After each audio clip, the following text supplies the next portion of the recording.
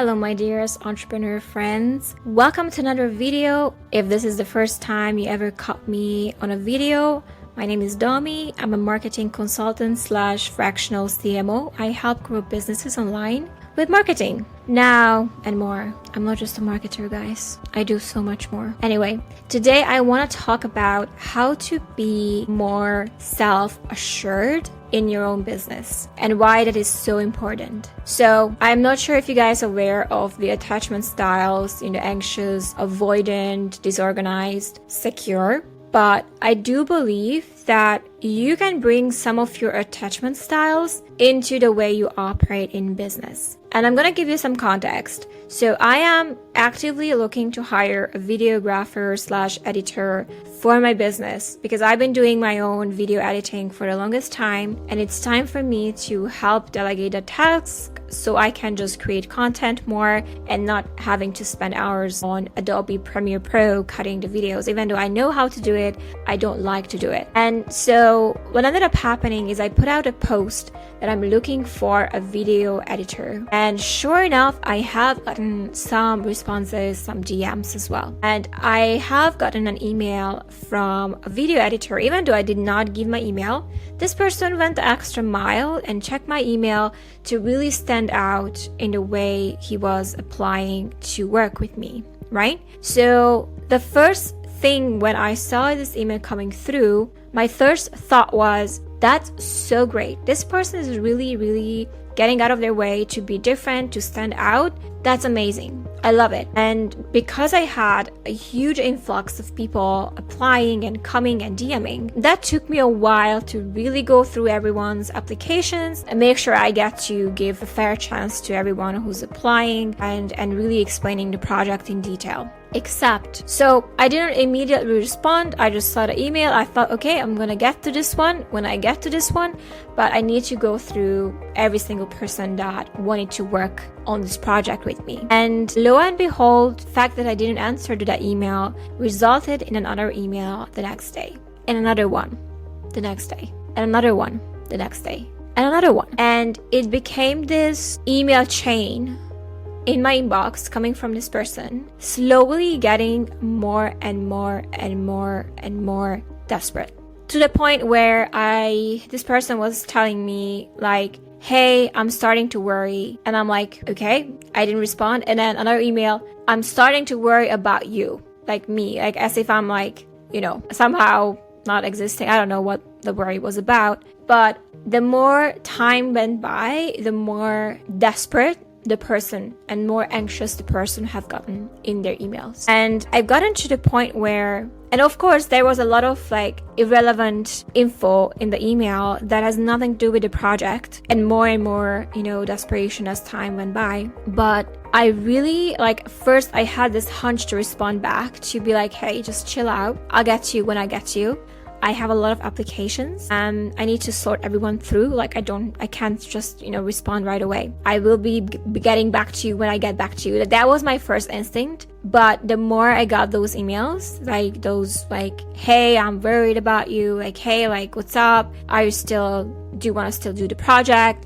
The more that desperation came through, the more inclined I felt not to respond at all. In fact, block the sender. Because when we are in business and we know that what we have is good stuff, there can be two scenarios. Either we are super excited about what we have to offer and excited to work together on the project, and that could be an initial excitement that, maybe we should send them an email or two, right? That we are excited to speak and to chat. But when it turns into anxiety, that's a different question. And I used to have this friend who constantly did this, hey, I'm just following up, as if, this chain email that came through with the follow-ups. The client who was initially showing interest is very quickly going to turn uninterested. And Okay, so how do we not do this? If you are the type of person who like, okay, I'm quite anxious, I catch myself anxious when, when I'm just about to work with someone, I catch myself, maybe messaging too often, too much, too many times. How do I just become more self-assured? Okay, so just don't message as many times. Yeah, I know it's a simple answer, but I want you to understand a little bit about the other person. And I think that's where empathy comes very handy. If you have emotional empathy, you are not only able to understand people's emotions, but also you can put yourself into their shoes and you can think with their minds. So thinking with their minds means that you can zoom out of the project and you can speak to them as they are the leaders in their own company, as they are business owners, as you are also a business owner yourself. So instead of creating this inferiority, superiority complex, like you are placing yourself inferior to the client or superior to the client, and you are like, very pushy in your messaging, because that's another extreme when you're very pushy, right? Or when you're very desperate. That's a two extreme. One comes from inferiority, one comes from superiority. Like either you place yourself too low or too high. Okay, that's a different conversation. But when there is this imbalance, it's really hard for you to stay grounded in your expertise and who you are and what you offer. And it's really hard for you to look at the way and the lens they are seeing this entire project. When I am balanced in myself and in my expertise and I'm grounded and I can think with the head of the entrepreneur as if I'm talking to the entrepreneur who is a business owner just like me. So there is no separation between you and me. We are the same, except we have different pieces of the puzzle. You have an expertise that I miss, or something I want to not do or delegate. Or you have an expertise where I can, benefit from, that you can help me out. We are on the same level. And once you understand and you don't try to overcompensate on both of those extremes, your approach, once you understand and you balance yourself in a way that I'm a business owner, you're a business owner, we are business owners, and you can speak to someone with that understanding, you're golden. Because business owners, they don't like desperate and they don't like pushy energy. Like if I'm looking for someone who can understand me, who can understand what I'm looking for, who can respect my timeline in coming through with working together, and my space and time in deciding, and me having my own agency. Okay, that's another thing. Me having my own agency in responding when I know I can. So when I assume that the type of person I'm going to work with has their own agency, I know they can get back to me when they can. And I speak with that understanding in my message, in my email, giving them the space they need if they need it. You can be following up and still give them space and still think, you know what? I'd love to work with you. I'd love to learn more about the project. Whenever you get around it, I'm here. That's a different energy than, hey, just following up, I haven't gotten back to you. Do you still want to do the project? Do you still want to do I can really help you. I know I can. I'm just starting to getting worried about you. That's a different energy, because that person doesn't understand that I probably have to comb through a ton of applications and my entire world is not revolving around her or his projects, or my entire world is not revolving around their projects, because that they only see the limited view of their own business and their own gain, and they can't zoom out to see the big picture of how can we benefit together both, and how can we work on solving this issue together in a way that feels good for both of us. So how do we do this? How do we really first just have those understandings, have those understandings of other people, how they are thinking, give them the benefit of the doubt, give them agency over their own decisions. You don't have to say 100 times, hey, are you coming? Are you coming? Are you sure? Will you be there? Just following up. If you do that, you don't trust that the person is smart enough to show up. You think that they're dumb. That's very interesting to me. Why are you working with dumb people? right? Like you are not only casting your own and projecting your anxiety on people or superiority, even if you're pushing, but you're also thinking that they don't have enough self-agency to navigate this conversation and come back to you when they can. So being able to take a step back, balancing yourself and trusting that the person that you are going to do business with is more than able and capable to make a decision on when to talk to you, how to talk to you. And your job is to make sure that you let them know you are there and just chill out, right? It's not always about pushing and being desperate. And some people say, well, persistence pays off. I don't know if it does. Persistence pays off when you're persistently pursuing and generating opportunities for you. Like there's nothing wrong with that. But also persistence in that sense of anxiety and desperation sometimes can push people away that would naturally be interested. That this guy who messaged me, who emailed me, this person really stood out for me because instead of just DMing, there was an email coming through, right? But because of these constant follow-ups, like, getting desperate, I completely got turned off. And I'm no longer interested in doing business with this person. So if there was just that one or two email at the beginning, I would have said, fine, I'll get around it. I'll respond when I can. But because it turned into desperation mood, I'm like, I'm not sure. Another thing I want to add here, since we're talking about how to be more self-assured in business and how to be more grounded and chill, without being hoardy or self-righteous. There's nothing, I'm not superior to anyone when I'm grounded in my expertise, right? I don't have to think less of the client that I'm working with just because they're doing a service for me or I need something to be done for me. We are the same. We are leveling on the same. We are on the same wavelength. I'm just thinking out loud what I'm missing. So my first steps would be, it's okay to stand out. It's okay to take approaches differently, right? It's okay for you to be different and wanting to stand out in your approach in reaching out to people. But also understand and try to understand where the person that is hiring is at their headspace. And the more you can think with their heads and the more you can see that there is no separation between you guys, it's just that you have different expertise, the easier it's gonna get for you. And the way you think about your client is very important. So I want you to check whether or not you're thinking about your client in an empowered way, in a way that they can make their own decisions, they can come through when they can, and just holding that space for them, even to say, hey, I know you're busy. I'm here whenever you can speak. I'd love to help you with a project. I'd love to learn more, right? So there's no assumption on whatever happened. Just be like, hey, I'm here. That is a self-assured response. And channeling that in the way you communicate is gonna give you a huge advantage on the marketplace, okay? And I wanna go into a little bit on the superiority realms because that sometimes can be overly confident. Like, I know I can help you. This is the best way.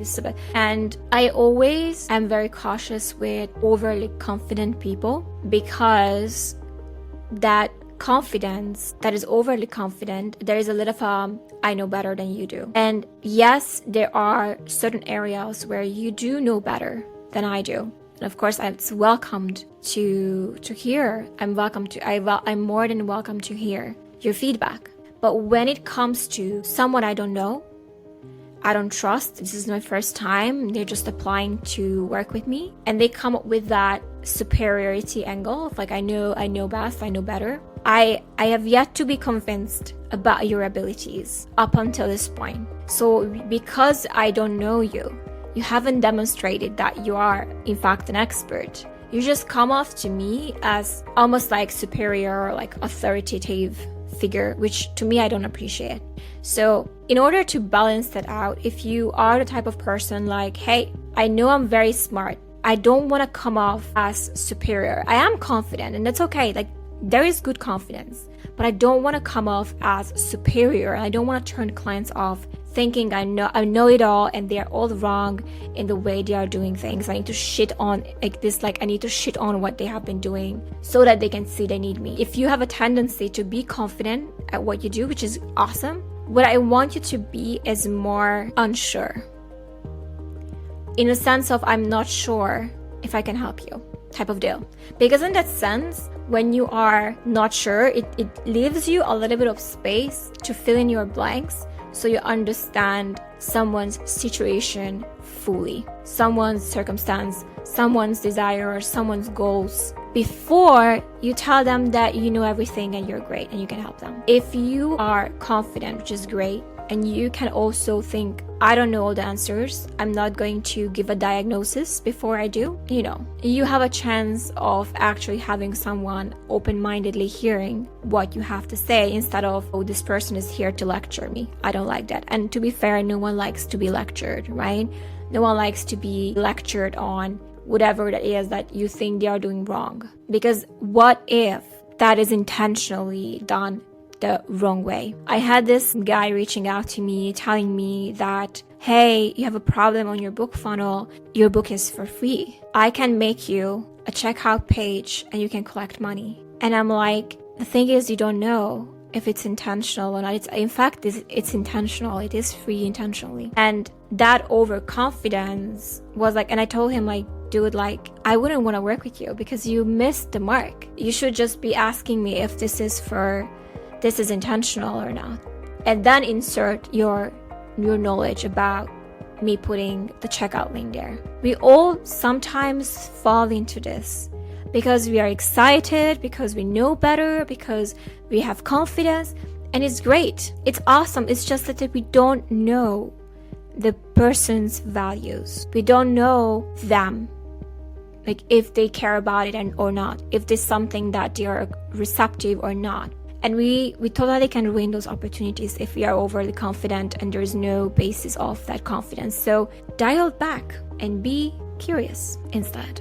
Collect the questions, know the information, and don't know everything. Just assume. And that assumption can really help you to validate whether or not what you're thinking is true or not. So I hope that this video helped you guys. We really went into balancing your superior, inferior energy when it comes to providing services, when it comes to working with people. Being secure means, really, to me, is to say I'm okay no matter what. Whether this client is responding back, whether this opportunity is going through, I'm fine either way. If you can really hone that in when it comes to the way you operate, and you can really put yourself in their shoes and try to empathize and even guess, like, oh, I guess you have a lot of applications, right? Like, it's okay, I'm here, love to know more, but I understand you have a ton of people right now flooding you. That can get you much further than,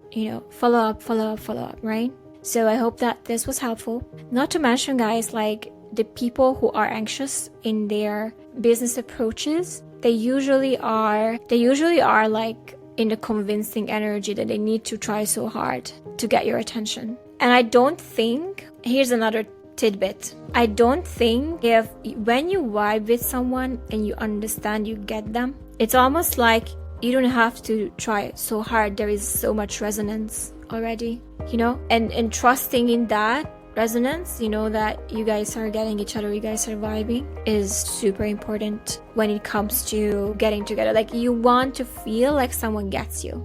Like, this person gets me, like, it's not superior, it's not inferior, but just this person gets me, is able to help me, and I like this person. He or she is a cool person to work with. I think that's what people really want to feel. Like, can they understand me? Can they help me? Are they able to further my vision in a way that I imagine? Like, are we on the same wavelength? And that, guys, like, that's easy to kind of capture. It's there. It's there or not, right? So there is no need for you to prove anything, that is expected of you, or follow up anxiously, nor calm and superior energy, all that is, right? So I hope that this was helpful. Thank you so much for listening and being here. If you haven't gotten your book, you should. Oh, it's here.